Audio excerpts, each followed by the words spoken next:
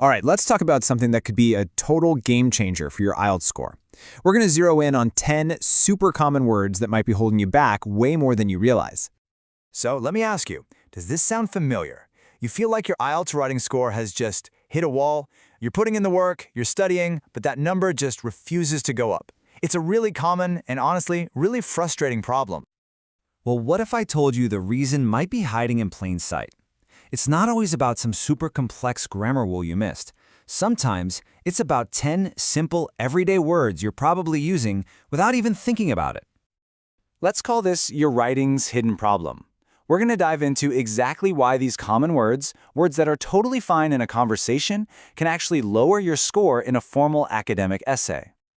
So why are these words an issue? I mean, they're not technically wrong, are they? Well, no.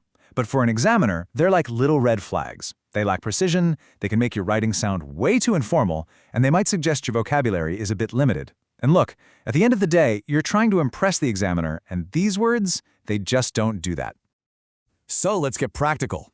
First up, from vague to vivid. We're going to tackle a bunch of words that are just too general for the kind of sharp, sophisticated writing that gets you a high band score. Let's start with a classic offender, the word things. Take this sentence. Governments must address many things. It's so vague, right? What things? But look what happens when you swap in words like issues, factors, or challenges. Instantly, your writing has more precision and that academic weight the examiner's looking for. And it's the exact same story with good and its opposite, bad. These words are just too simple. An examiner wants to see nuance. Instead of just a good impact, was it beneficial? Was it positive? Or maybe it was significant. You see, each of those words tells a much more specific and much more impressive story. You're probably seeing the pattern here, right? We have the same problem with the word big. A big difference is totally fine if you're chatting with a friend. But in an essay, you need more firepower. Is the difference considerable, substantial, major? Those words just sound more academic. A lot of. This is such an easy fix, and it makes a huge difference. It's a classic informal phrase. Just by swapping it for numerous, a multitude of, or even several, your writing instantly sounds more formal and way more credible.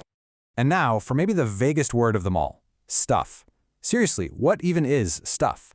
When you replace it with precise nouns like data, information, or findings, your meaning becomes crystal clear.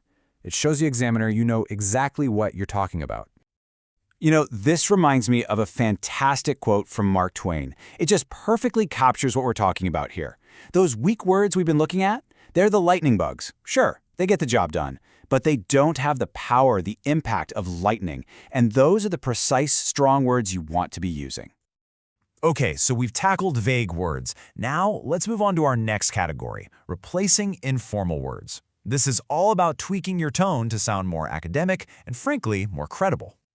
The verb get is a huge one. In spoken English, we use it for everything, right? Get angry, get a promotion. But in academic writing, it can sound a bit weak. So instead of people get angry, try people become angry.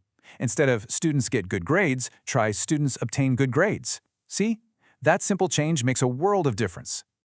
Here's another common trap. Kids. Look, everyone knows what it means. But in a formal academic paper, the correct terms are children, adolescents, or youth. Using these words just shows that you understand the difference between conversational and formal English.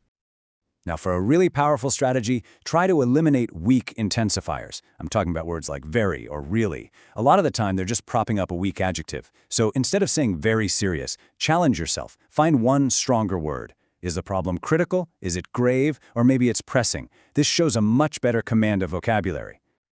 Let's talk about connecting ideas. The word so works, but it's pretty basic. To really show off your skills to the examiner, you want to upgrade to transitional adverbs like therefore, consequently, or thus. It doesn't just connect the ideas, it shows a more sophisticated control over your sentences.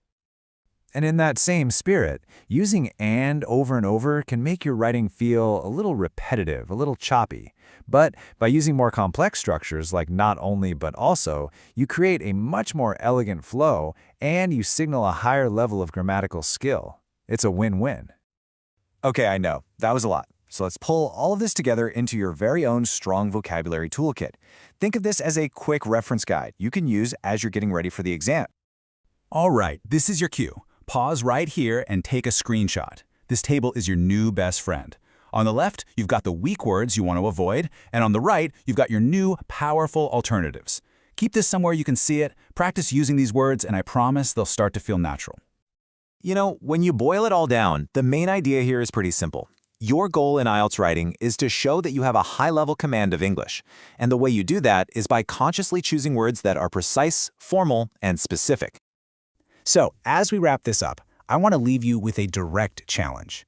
Go look at some of your own practice essays. What's the first weak word from our list that you are going to actively hunt down and replace, starting right now? Making that one small change is the very first step toward unlocking that higher score.